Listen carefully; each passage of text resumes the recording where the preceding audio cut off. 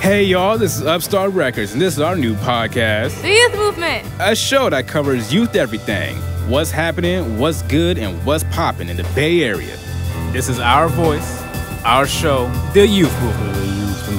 The Youth Movement. The Youth Movement. Hey everybody, it's Eric, and I'm here with Cameron today. Hi. We're coming at you guys with our podcast, The Youth Movement, created by Upstart Records.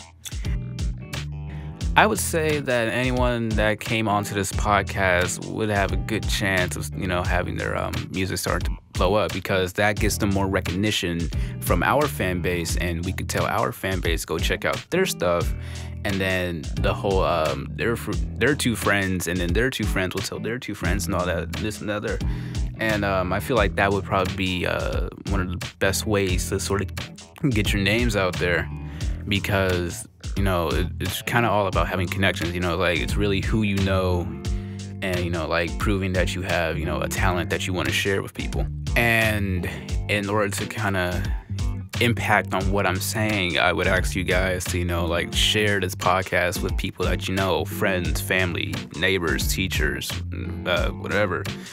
Share it, so then these kids that we're bringing on here can actually get your names out there, because this is what this podcast is mainly about. It's just helping youth get recognized for what they're doing. So any support by just sharing this with people would be fantastic. That would be the best thing ever. Yeah, man, I used to work at Upstart Records with this one girl. Her name is Ari Blea, aka Little Ari, that just came out with a dope video. She had a professional angle shot. She even had that little drone, recording her video, high angles. It was dope. And the crazy thing is, it was all shot on the island, Treasure Island. Oh, she shot on Treasure Island? Okay, I can understand why, because it has that weirdish vibe. At the same time, it's Treasure Island, no disrespect, Eric, but that's probably one of the most boring places I've ever been to. He's saying that because I live on the island. I'm saying that because it's true. Boy, there's nothing to do there. It's radioactive. There's radioactivity in the soil. Yeah, how do you... And it's sinking, too. For real, the island is sinking. God dang Why do you live there? What is wrong with you? I'm an islander, man. Islander, my bad. You come from a desert. You're not... I don't even... What? I come from a valley. Same. I don't even come from a desert. It's a hot valley. I'm going to call it a desert anyway. God. Anyway. Shake my head, man. Shake my head. Apart from this boy's sad living situation, we got a dope interview coming up with a former Upstart employee. Actually, her name is Tatiana, coming next on the Youth Movement podcast. Welcome to the Youth Movement. Say your name and what you do. Hi, my name is Tatiana Martinez, and I'm an upcoming Bay Area artist. What's your music? What do you write about? I write about relatable things as a 19-year-old. And starting at 15, there's a lot of struggles we go through. And I usually write about what I see, what people go through, and what I go through personally. And I put it all in my paper, in lyrics. What have you gone through personally that you've written about? For example, my song Consequences is a mixture of different stories. It's my own and some of my friends. So me personally, my brother being incarcerated when I was 12, that's where it all started for me. That's how I started poetry and music. So I write about that in that. I write about a lot about the streets. I hang out with different type of people, very diverse. So I try to put their stories into my lyrics. Is it sometimes hard for you to write about your feelings and about your emotions and about your experiences that you've gone through? Surprisingly, no. That's actually one of the easiest things for me, writing how I feel and what I go through. It's the way I let it out. That's the way I could put it. So it's not really hard for me because I don't want to hold it in. My little sister always asked me that too, because she wanted to get started into rapping and writing. But I think it's just I'm also a very outgoing, loud, and optimistic person. And it's I like to share my experience with people, because I know that a lot of the things I go through from the time of 12 to 19 is something that's very relatable. So, I don't want to make people feel like an outcast. Like we're all the same city, and we all have a lot of things we have in common. What are some of the struggles that you've gone through since 12 through 19, if you don't mind asking? Oh, a lot. I came from Los Angeles, and out there I lived a different lifestyle. So coming to San Francisco, nobody knew me. Most of all my teachers didn't know me. As far as I knew in Los Angeles, I was going to be a statistic. I was going to be a dropout, and that's the way I was labeled in my high school. So nothing was sick and serious, but once I came out here, I got exposed to studios. So that working from home on an iPod and a computer and not having real studio time turned into real studio time. It turned into meeting other artists. It turned into opportunities, and it turned into me graduating, and now I'm in college. I'm a schoolgirl. Like, I don't have a TV in my room. I have a little library. So it really would get to me when teachers would tell me, but the lifestyle I was living was I don't care lifestyle. So it didn't matter to me what they said. I would still go and do what I was going to do. And to me, they were right. But, me, myself, and I knew that, like, okay, I go home to a book. I go home to write. I go home to study. So it doesn't really matter what they think. So it was hard, because they did have the power. Most schools and teachers and adults do have the power. Most of all, me being just 12 at the time, up to 19. Yeah, that's hard. I mean, I couldn't imagine, like, someone being like, you suck, almost, like, every single day. Like, how did you not get, like, I don't know, like, unmotivated from it, like, kind of, like, down from it? I did. That's why I had to move to San Francisco. I moved to San Francisco at the age of 15. Almost gonna be 16, a couple months away. And that's why I came over here, because I felt like I didn't have nothing going for me. The more they told me I wasn't gonna make it, the more I just believed it, and the more I was out in the streets. The more I started, I got into smoking and into drinking. I wouldn't care. I'd just go in with a backpack full of things I shouldn't have and just go straight to the PE area and just sit down in a bench and do what I was doing with the same group of people that I started with from middle school up to high school. So I knew I wasn't going nowhere, and it was hard, going to class and just wanting to get a piece of paper, like, to do your work, and your teacher's, like, purposely skipping you and saying, like, that's a waste of paper. Like, that was, hard for me to hear. And I'm like, it was hard. I was always in the dean's office or walking around the campus, and, like, I wasn't, like, cool girl and stuff, but I was, cool with a lot of the older kids and the younger kids, and most of all with the securities. They knew my intentions were always good, and they let me slide on a lot of things and always try to motivate me, but it was harder having the people with the power tell you, like, you can't do it, because it's really on them. A passing grade is on, on your teachers. So if they don't like you, it's like, oh, where do I go from here? Yeah, I mean, I could see how that would be hard, because it's like, damn, like, I can't even imagine living that, like, going to school every single day and, like, having not to only deal with, like, you having, like, social people problems or something like that, and then go to, like, classes and your teachers are not even, like, supporting you at all, like, throughout your education and or your personal life. And I feel like that's another huge problem I feel in schools, like, because a lot of, like, public schools, because I'm from Chicago, and, like, I come from, like, public schools from, like, people who are like, if you're not doing what you're doing, then get out of here. Yeah, that's so what it's like, and they'll tell you too, it's like, if you're not doing this and this and this and this, you're gonna fail, and you're gonna end up in this sort of high school, and you're not gonna go anywhere. Yeah, every time I go to LA, I'd be wanting to go to my old high school just to, like the path I'm taking and become a social worker and be involved with, like, the youth and the minority and all the things I'm going for. It's things that I know that they never imagined me wanting to do, or even the road I wanted to go down. So, sometimes I want to go down there and just show them for the same reasons, like, make them feel dumb. But a lot of the times I think, like, that's just a waste of my time. Like, they didn't care then, there's no point now. Right, like, there's no point of even trying to go over there to prove anything, because it's like, you know what, at the end of the day, if I'm good, then that's all that matters. Yeah. But tell me how you got started at Upstart. I got started at Upstart maybe 2 years ago.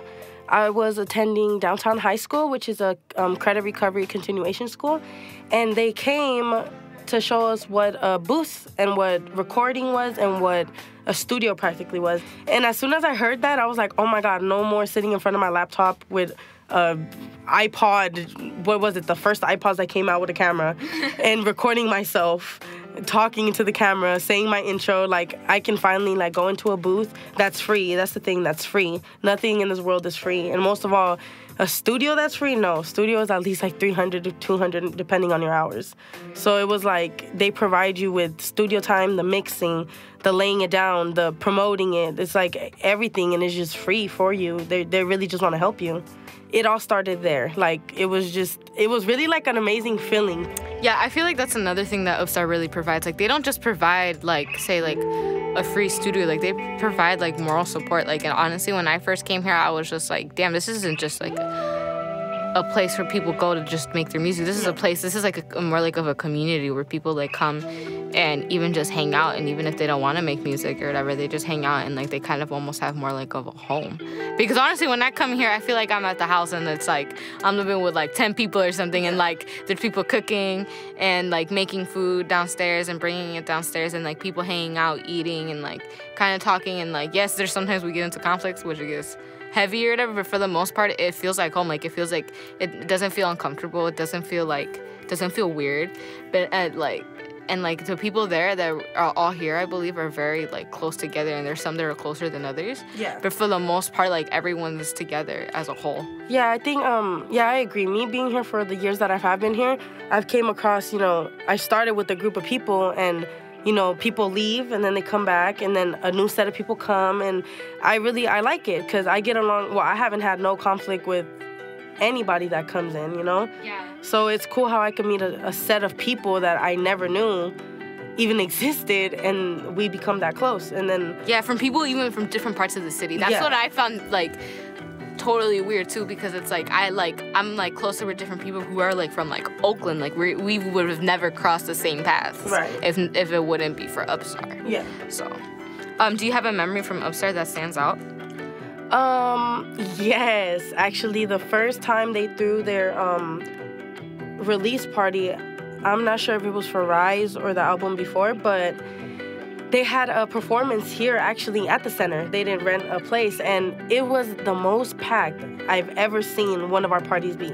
It was like there was people out the door, in the door, in the office, everywhere. It was just performers everywhere, and kids and families and food.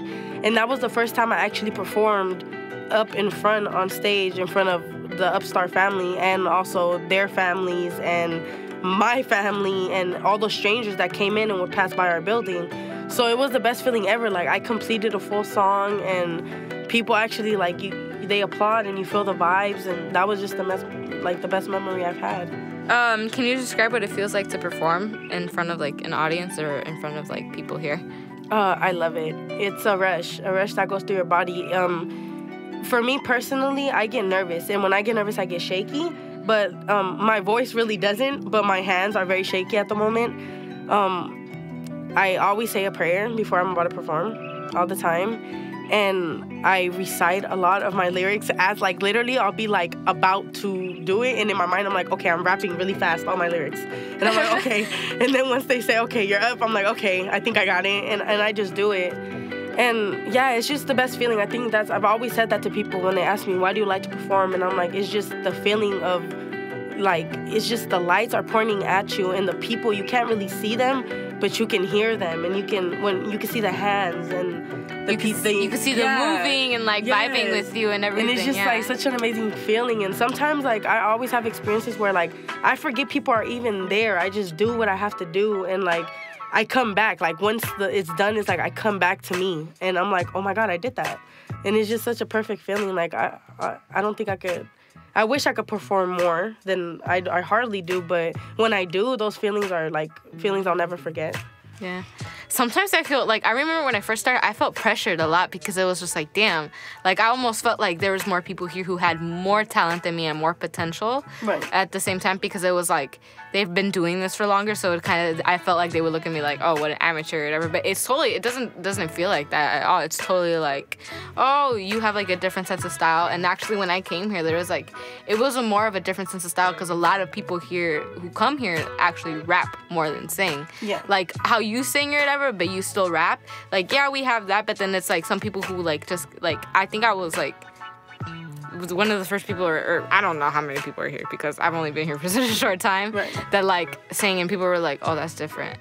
And it wasn't like everything else. And like everyone here, although that we do have like the similar styles or whatever, we still have different ways that we like make our music, and it all sounds completely different. It has no like sense of like comparing it to each Yeah. other. Or it doesn't even sound like how you would listen to a song on the radio. It would sound like you in your mind would think, oh, that sounds like that song, or whatever. Like, you don't think that when you come here. Right. At least when I come here, I'm just like, no, that sounds nothing like to that song. Blah blah blah blah. Yeah, I can relate. That's how I felt at first also. I was all like, okay, I'm about to go up or I'm about to record, but somebody way better than me just recorded. And it would be like, oh my gosh. But yeah, I came to that realization that we all have a different sound. And like, even if I were to rap the same verse you're rapping, it would have a different sound because I have a different way of speaking it. I have a different flow, a different vibe, a different voice. And yeah, like, you know, I had that a lot. Coming from LA, most of all, when I first came, they say that LA people sing their words a lot. Like, oh my God, really? Like, and you know, in Frisco, everything's all like, yeah, no, that's hella crazy. And it was just so fast. So now that I have a little bit of both, I love using both of them because when I go to LA and I show my music, they're like, okay, yep, you still got a little bit of LA in you. Because a lot of people are like, oh, what, you from Frisco now? And I try to tell people, like, city blood runs in me. This is where I was born. But LA streets is what made me. So in my music, I always try to incorporate, you know, the little city I came from, which is called Gardena. And the projects I came from here, which is Alamany, I always try to put that together because those are both the streets that made me. And when people try to come up to me all the time and tell me like, oh, like, where you from? Where do you think you're from? You know, that's exactly how I said it. Like, city blood, like, is in me, and the streets of LA made me. Last year we had our first public show, the All City Arts Festival. You performed there. What was it like? It was amazing. That was in Union Square, right? Yeah, it was in Union Square. That was really amazing because that's like bigger than, you know, renting a hall. That was like, that was like big, live in front of a hotel downtown, people passing by, the most active district like area. Like, I was really, really nervous. Like, I think that was like one of our biggest performances because like not only I remember like I walked away from like the stage or whatever for a little bit, and even like down like a couple blocks you could hear us still. So it was like, it felt like almost like we were in like almost like the heart of the city, and like everybody was listening and everybody was like, what's that noise? Like, who's that singing? Like, that sounds so good, blah, blah, blah, blah. Yeah, it felt really good, and it made me really proud, most of all, knowing, you know, the shirts that we had on, that was a drawing that my brother did that he sent me. So it was a tattoo that I was going to get, and, you know, they were asking me, like, do you have any drawings, or do you know anybody that can draw? And I really, you know, my brother's, like, I'm his keeper, he's my keeper, and, like, I was like, okay, well, you're in there, but that doesn't mean, like, you can't, you know, people are going to forget you out here. So I found that was the best way to expose it. And it's a beautiful piece, and you know, I wear that shirt all the time. Yeah, I love it. I love that shirt so much. Yeah, it's a really nice drawing, and I like the concept he put in it. Like, I like how it all related like that. I told him to make me a tattoo for me, you know, like what he feels about me and what he thinks about me. And you know, as you can see in the shirt, it's like a city girl with a hat and a mic in front of her, and she's half skeleton, half beautiful, and you know, the rays of the sun are coming in. It's just like, that's really how music makes me feel. So he hit the jackpot trying to do that for Upstar. The song Believe has a strong message. What inspires you? This was when they were telling me if I didn't hurry up to get my school stuff together, I was about to not be able to graduate on time. And I was like, oh my God. I was like, I've got this far and I've came this far here. And I'm like, you just really got to believe. Like, if you don't believe in what you're doing, or you have no faith in what you're doing, it's not going to go nowhere as hard as you work, because you don't believe in your own stuff. So you can't expect people to believe in you, like, when you don't have no self-motivation at all. Yeah, like, I'm sympathetic to certain things, but to me, it's like, the upbringing I had, it's like, if I got through what I got through, and I was just a 12-year-old short, 4 feet tall girl, and I still did what I did, like, anybody could do what they got to do.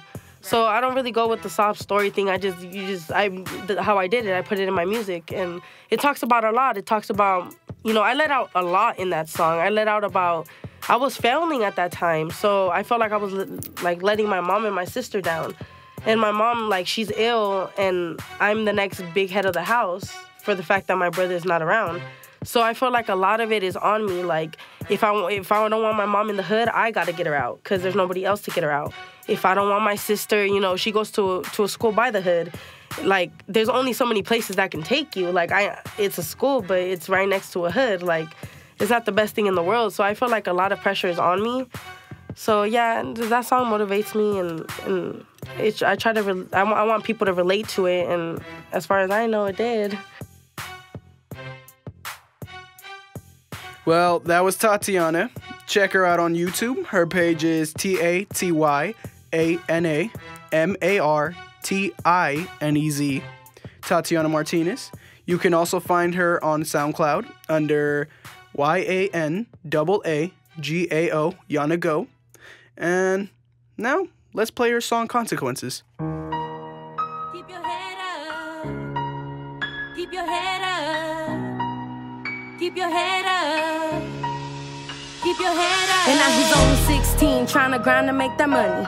Always bought that action, always popping guns, dropping bodies, buying a brick just to sell. His mama really sick, so circumstances ain't well. But what can he do? Cause he gotta stay true. And his daddy in the pen, trying to do his time too. So my little nigga smokes his weed just to dwell about the present and the past and future of one day. If he even gets to see, you see the devil on his shoulder telling him it won't get better. He has no hope and that he'll be there forever. As long as he knows, all he really hope is his time ain't close. Stress and the thoughts run fastly through his body. All he really wants is the girl to get naughty. That's when he meets Lolly, a trick from the hood. He knows that he could, but ain't sure if he should. And that's where he made his mistake. See, Lolly fucked without a condom or even a break. Come back later with the baby is yours. We gotta get married and you drop all your hoes, baby, that's how it goes. I know times get hard, but even though you may lose your hope, just know life ain't over, baby.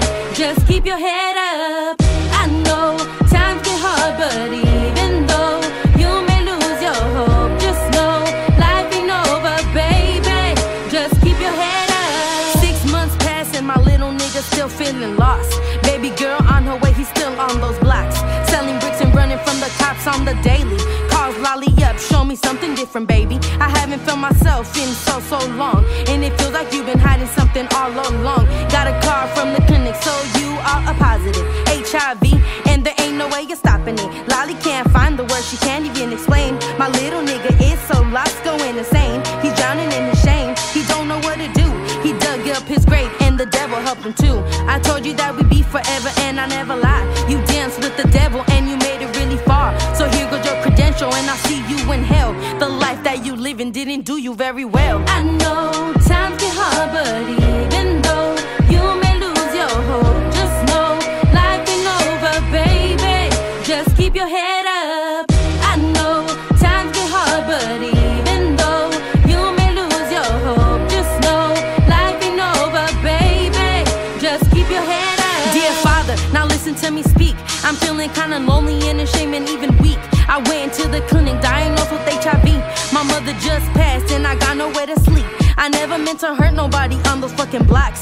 All I really wanted was to sell them bricks and rocks. I'm gonna turn 18, will I get to see my 20s? The way that it's looking, God please, I ain't ready. I couldn't change the situation, that's the way I lived. I'm feeling real hopeless and I got nothing to give. The devil didn't lie when he said I was his treasure. The devil didn't lie when he said we'd be forever. Never thought about the consequences to my actions. Live for the day, my money I was stacking. Now tell me what to do, cause I'm stuck in the loop. I need someone to rescue me from everything I do. Lord, can it be you? I know times get hard, but even though you may lose your hope, just know life ain't over, baby. Just keep your head up. I know times get hard, but even though you may lose your hope, just know life ain't over, baby. Just keep your head up.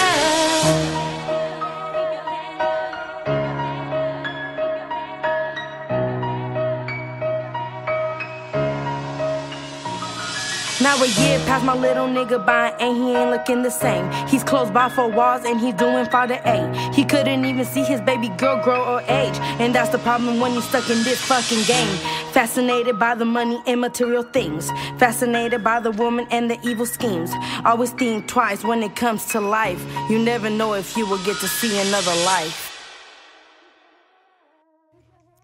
All right, well, here at Upstart Records, we have open doors to all kinds of new artists, you know, and one day this really cool guy named Mighty came in. He was a finger drummer, and he does a little bit of DJing, so he showed me some of his work. I was really impressed because he actually explained to me what he felt with, like, when he made his music, you know, all the emotions he put into it. And it was really interesting because with some of the music that he showed me, you can actually feel it. If you really listen to it, you felt the emotion from the beat. And yeah, so since I was impressed, I obviously had to ask him if I can interview him, which I did. Spectacular. And yeah, he was a really cool guy. He was just telling me about his life and how he learned how to DJ and finger drumming. And it was really cool. All right, so let's get to the interview, guys.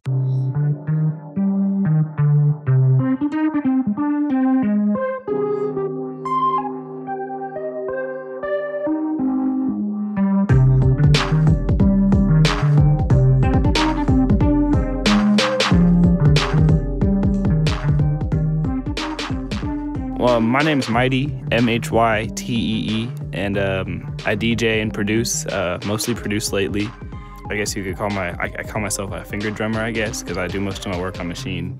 But it's not limited to that. I do all kinds of production, all kinds of DJing. I do a little bit of turntablism, so a little bit of scratching, some stuff like that.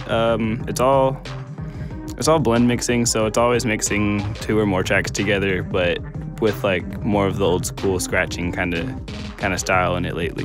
What inspired me is that my mom's she's been DJing like deep house music and dance hall and all kinds of music like that for about 25 years now-ish.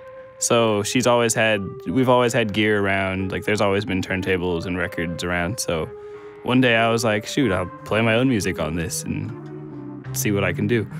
And from there, I just been teaching myself since probably like 4 or 5 years ago. It was hard to learn at first, probably for like the first, I can't really put a time frame on there, but it was definitely hard at first. But once you start to get the concept, it all starts to kind of fit together as like a puzzle, and then it starts to all really be one and the same. Like it's all for the first part of it is learning small concepts, and then they really build together until you really get the big concept. We can't really learn it all at once. I mostly produce music lately, as opposed to DJing. So I have a bunch of tracks I'm working on that I'm going to be releasing this year, and you can find them on SoundCloud.com/Mytee. That's Mytee. There's some previews on there. There's a bunch of released stuff already, and I actually have an unreleased track that I am working on. I was up in like the Santa Cruz Mountains, and I was chilling in my buddy's room, and we were gonna rap. We were about to freestyle, and I kind of pulled out my machine and started pressing on some of the pads and seeing what I could come up with.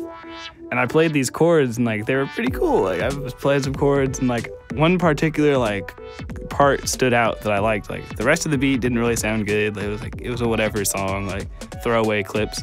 But one melody like I kept, and like I just started to work around that.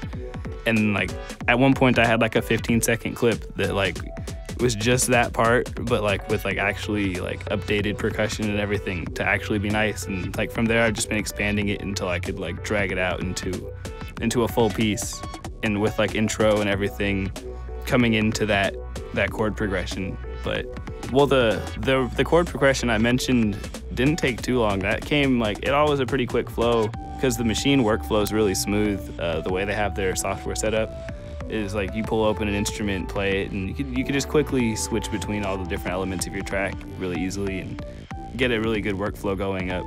So it all came together really fast, but then like I didn't like what originally it came together. So after I had originally played it, it's been probably, I've spent like 3 days straight after that just like adjusting it and like adding to it.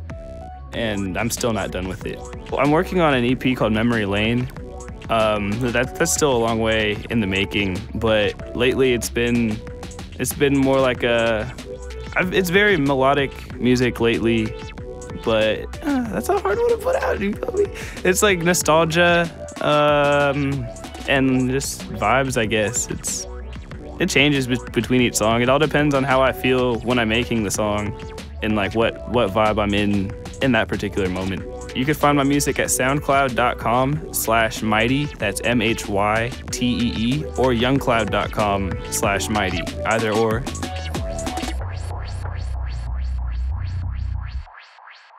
Well, that's the end of the episode. We really want to thank you guys for listening. And Cameron, you got anything to say about it, bro? Yeah, I definitely do. I want to shout out everyone that was pretty much involved with the podcast this episode. I want to shout out Tatiana and Mighty for being great interviewees.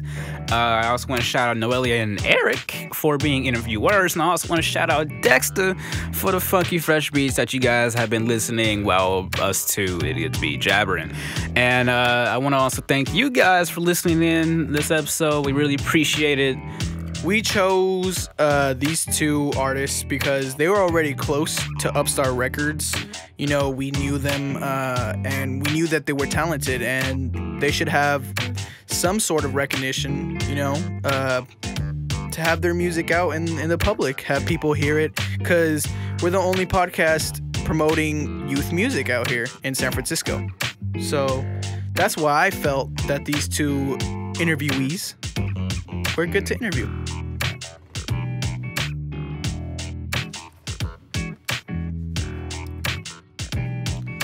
The Youth Movement is produced by Cameron Collier, Noelia Gonzalez, Wendy Baker, and Eric Cortez. Our theme song was produced also by Cameron Collier.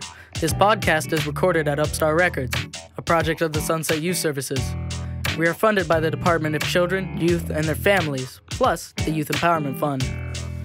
Special thanks to Dexter Lotz for his song Something Awesome, and to Nani Chambers for being more loved than a baby sloth wearing a tuxedo, bombing a hill, riding a skateboard at 0.4 miles per hour. Going sloth speed.